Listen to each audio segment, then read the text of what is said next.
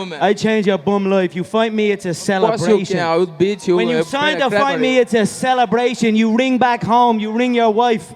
Baby, we done it. We're rich, baby. Conor McGregor made us rich. Break out the red panties. We're rich, baby. Yo, welcome back to the 5th round. As always, your boy Stephen Moustaris. And man, guys, I can't even lie to you. I don't know where to begin with this one. Last time I made a video was last week. I released it, and I think it was titled something along the lines of like Nate Diaz beats Khamzat this weekend. Here's why, something like that.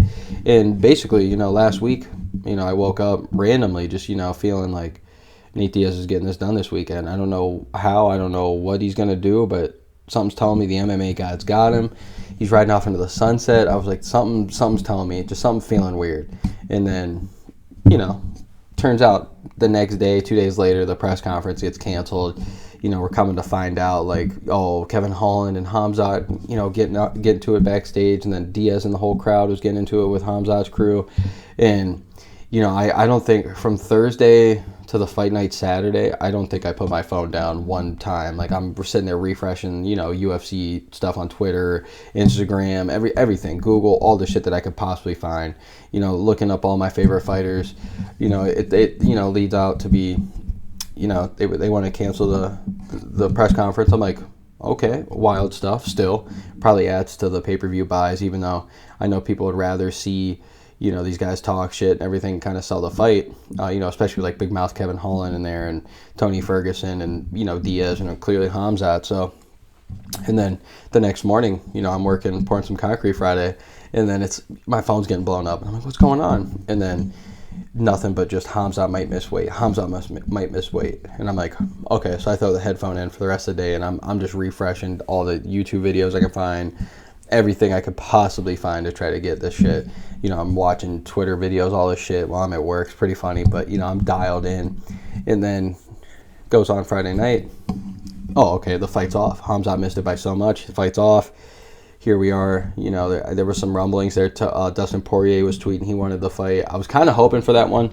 But then ultimately, we get Tony Ferguson, Nate Diaz. Kevin Holland fights Khamzat. And then, the Leech, Jiling Yang, goes on and fights Dana Rodriguez. Honestly, I'm pretty much right there with everybody else in the world. I felt like once this happened, everybody was geeked. It was super weird, but like I think everybody was happy with these new outlooks and everything, these new fights and these new matchups. And I know it's fucked up. You got guys, training for southpaws, and then they're fighting orthodox fighters. Some guys are training for the best wrestlers in the world, and then they end up fighting boxers. And it's some wild events, I would say. But man, when that happened, I think everybody in the world kind of felt that this was Diaz's weekend. I made so many videos, the UFC versus Nate Diaz, and man, it's just I just don't think people understand what happened this weekend. Clearly, I'm not going to sit here and talk too much about the fight. Everybody knows what happened, but like, not to fanboy here too much, but if you think of some of the greatest MMA moments ever, especially UFC moments of all time, you might think of like the Ultimate Fighter 1 finale between Stephen Bonner and Forrest Griffin. I think it's pretty well known out there that, and very well, agreed upon, that that's pretty much the birth of this being a major sport around the world. That one was huge. You got Randy Couture and BJ Penn. I know Randy did it first, but and then BJ did it as well. The only two guys at the time that were held belts in two different titles, or divisions, I should say. You've had all the GSP fights, the Chuck Liddell fights, the Rampage fights. You've had all these major achievements, and then you also the Conor McGregor double champ, the chump is what he used to say. That moment was phenomenal. John Jones becoming the youngest person to ever carry a title ever. DC, even if you're a DC fan, him beating Stipe and becoming a double champ as well. Some out there, and I mean, I'm a huge proponent of this one as well, but the Ronda Rousey era / women's MMA becoming into the UFC, huge. Amanda Nunes double champ. We've had some of the craziest moments ever. We've had some of the, the Brock Lesnar beatdowns of Frank Mir, and we've seen some of the craziest moments of all time. And I can't help but maybe throw this one, and I know it's recency bias and everything, but this might be the number one biggest moment in UFC history, and it's honestly at the it's really at the taking of the UFC. It's really against them. It's not even for the UFC is why it's the biggest moment ever. Nate Diaz defied odds, defied everything that we'd ever known about MMA fighters, UFC fighters especially, like dealing with the UFC.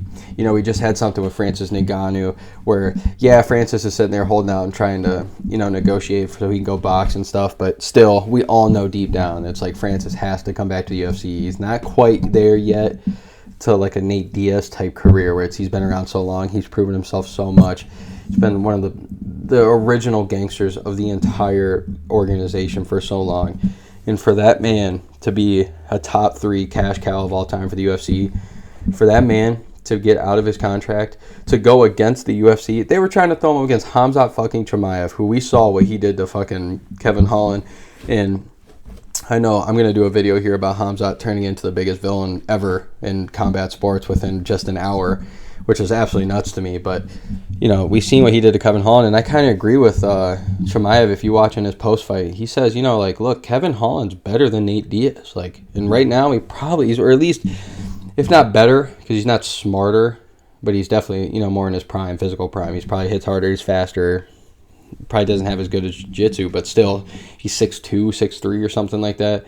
Definitely a lot stronger and more athletic than Nate. So, like, not saying, I know styles are always different, matchups, you know, different, but I mean, I'm right there with you. I kind of think Kevin Holland's a more dangerous fight for Khamzat. So if Khamzat goes out there and does that to Kevin, I wouldn't even know what he would do to Nate. So, but the MMA gods, man, I was talking about it in my video last week. I can literally, that's what I was saying, the MMA gods got him. Ariel Helwani's been talking about the MMA gods too. It's just something, dude. I'm telling you, something about it. And it just had this weird feeling all week. And the MMA gods had Nate Diaz back. That's for fucking sure. Goes out, puts on a clinic. We see a bunch of like the pointing. It's like, I got you. The you know, the Stockton slap. The not only the finish coming at 209 in the 4th round. Like, come on now, Mr. 209 himself. Stockton, California, stand the fuck up, represent. Like, man, just everything about it was just like this weekend was one of those ones that make you think like, okay, if we are in a simulation, I can see why. Because that is just, it's almost like we're in this one little zone in life right now. It's 2022. On the grand scheme of everything, it's like a little blip in the time of anything. And the fact that we got to see something go on like that is just, it's what makes you feel great about being a human and being able to experience this. So watching Nate Diaz go out there, do his thing, he's smiling at the end. You can tell how happy he was. You know, he said, fuck it, I've been trying to have all these fights for the last 2 years. You guys keep denying me. It's not quite 2 years, but it feels like it. Ever since his fight with Leon, which was last May, I think, or June or something. So it's been over a year. And I'm sitting here like, man, this guy's been doing nothing but trying to call for fights. He wanted Dustin. He even wanted he called out Connor.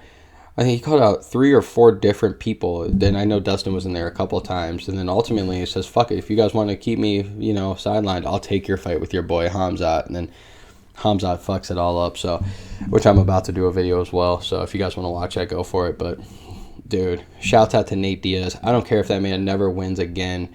Man could go on to lose to Jake Paul embarrassingly, which I doubt it. Don't get me wrong, I doubt it. But I'm just saying, like, this man has done so much for the sport.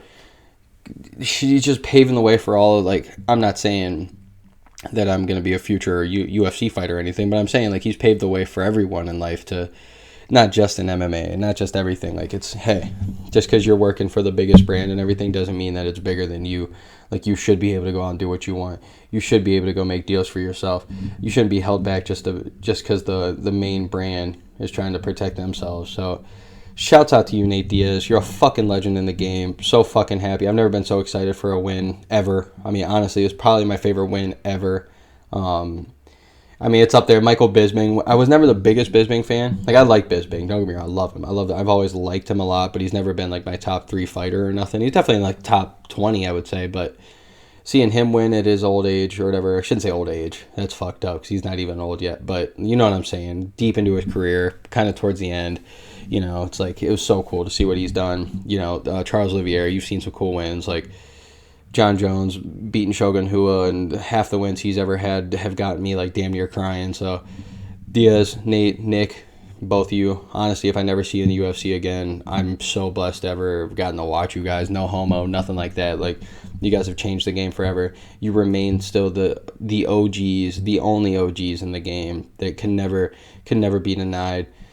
God damn, man. Just shouts out to you guys. I hope you have the greatest career ever. I'm hoping he gets all the money in the world. If he comes back to the UFC, I hope he does get that belt that he's talking about. But even if he doesn't, that man's going to go down as one of the greatest fighters of all time. And I know you could look at his record. The man's lost.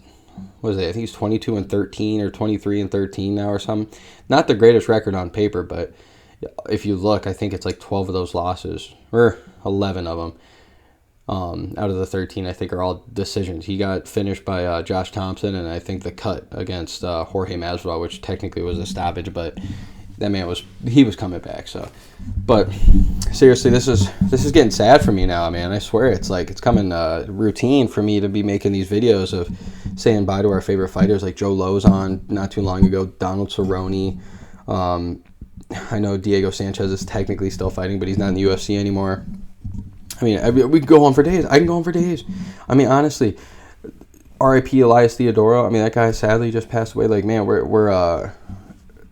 it's becoming crazy. This is a lot like what it feels like when you're a big NBA fan or NFL fan or MLB fan or something over the years. You know, we've all, even our parents, all our ancestors have watched these main great, you know, icons of sports, you know, go on to retire and stuff. But us in this new sport with MMA, especially the UFC, like as the organization, you know, we've gotten so attached to these people over the years, and we're finally starting to see the old bunch start, you know, passing. So, which, I mean, it's sad because, I mean, look, John Jones hasn't fought in forever, and here we are. John Jones is coming up here in the next couple months, and it's like, dude, he's only got a couple more, and it's, you know, we're getting there. It's getting crazy. So, you know, when they say, you know, don't take anything for granted and appreciate these guys while you got them, I mean, it's 100% real, because you never know. So, seriously, this has been the 5th round. Stephen Moustaris, as always, man, UFC 279 is going to go down one of the greatest ever. I hope to have, don't worry, boys, I'm about to go crazy on my wall back here. I'm going to have all the posters I've ever wanted. Hopefully I can put the Khamzat Nate Diaz and the Nate Diaz Tony Ferguson poster up if I can find both. That would be pretty sick. But greatest weekend ever. I know NFL just started too, but greatest weekend ever in MMA sports ever. Had the greatest time. Shouts out to the MMA gods, baby. Thank you.